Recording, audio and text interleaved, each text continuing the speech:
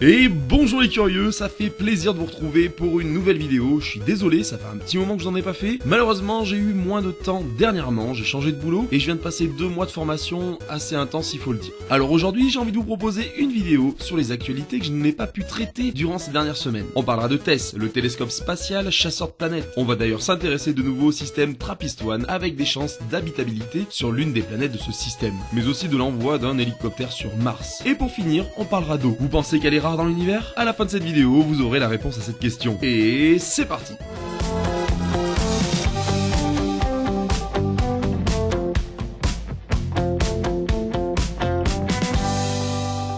Le télescope spatial TESS a été envoyé dans l'espace le 18 avril dernier. Comme son nom l'indique, ce télescope utilisera la méthode de transit pour détecter les planètes de masse terrestre en orbite autour d'étoiles lointaines. Elles seront également en moyenne 10 fois plus proches et 100 fois plus brillantes que celles dénichées par Kepler. Bientôt en retraite en raison d'un manque de carburant. On estime à 90% les chances de détecter entre 4004 et 4700 nouvelles exoplanètes durant sa mission de 2 ans. Pour rappel, au 1er avril 2018, 3758 exoplanètes étaient confirmées dans 2808 systèmes, avec 627 systèmes ayant plus d'une planète. En d'autres termes, les chercheurs estiment que la mission TESS doublera le nombre d'exoplanètes confirmées et triplera le nombre de terres et de super-terres recensées au cours de sa mission principale.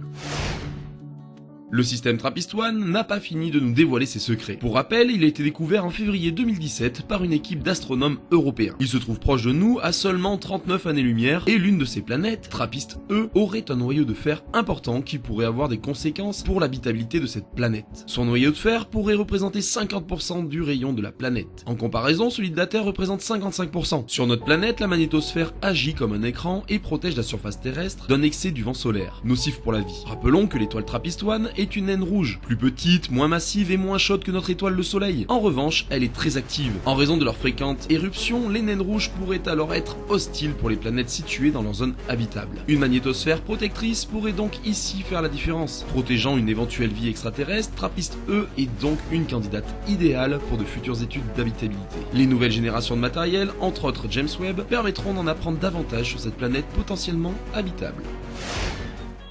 Un hélicoptère sur Mars? Non, ce n'est pas une blague. Même si celui-ci va plus se rapprocher du drone que de l'hélicoptère, la NASA souhaite envoyer le premier hélicoptère sur la planète rouge. Le projet baptisé Mars Hélicoptère fait partie du projet Mars 2020 qui quittera la Terre à cette même date avec un rover pour une arrivée en 2021. Il pèsera seulement 1,8 kg et sera alimenté par des batteries en lithium rechargées par des panneaux solaires. Peu de risque avec cette tentative car en cas d'échec, la mission se déroulera normalement avec le rover. Mais en cas de réussite, il représentera un bonus non négligeable pour visiter des zones inaccessibles avec le rover.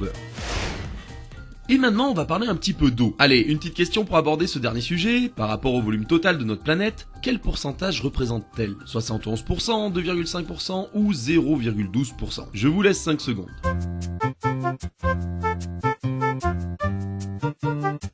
Déjà, tous ces chiffres ont un rapport avec l'eau. 71%, c'est le pourcentage de la surface du globe recouvert par les océans et les lacs. 2,8%, c'est le pourcentage d'eau douce, en sachant que les glaciers et les neiges permanentes en représentent 2,1%. Il nous reste donc la bonne réponse qui n'est autre que 0,12%. C'est le pourcentage d'eau sur le volume total de notre planète. Dites-moi en commentaire si ce chiffre vous surprend. Pour aller un peu plus loin, il faut savoir que l'eau n'est pas rare dans l'univers. Bien au contraire, certaines planètes ont même plus d'eau que nous, avec des tailles de planètes plus petites. C'est le cas de Ganymède, une lune de Jupiter qui a plus de 69% de son volume composé d'eau. Je vous laisse admirer le joli tableau de Steve Vance, spécialiste des mondes océaniques. Les valeurs sont exprimées en zétalitres, un zétalitre égale 1 milliard de kilomètres cubes, ou le chiffre très long en litres avec le 1 et plein de zéros derrière, là vous pouvez voir. Concernant Europe, la NASA va planifier une mission pour cartographier ces glaciers, nommée Europa Clipper. Elle devrait être lancée entre 2022 et 2025. Voilà les curieux, j'ai pris un grand plaisir à vous faire cette vidéo, j'espère qu'elle vous aura plu. Si c'est le cas, on lâche un pouce vers le haut, et si ce n'est pas déjà fait, abonnez-vous pour ne plus louper aucune des vidéos. A très bientôt pour de nouvelles vidéos. Et surtout, n'oubliez jamais que la curiosité est signe d'intelligence. Ah ciao, bye bye les curieux.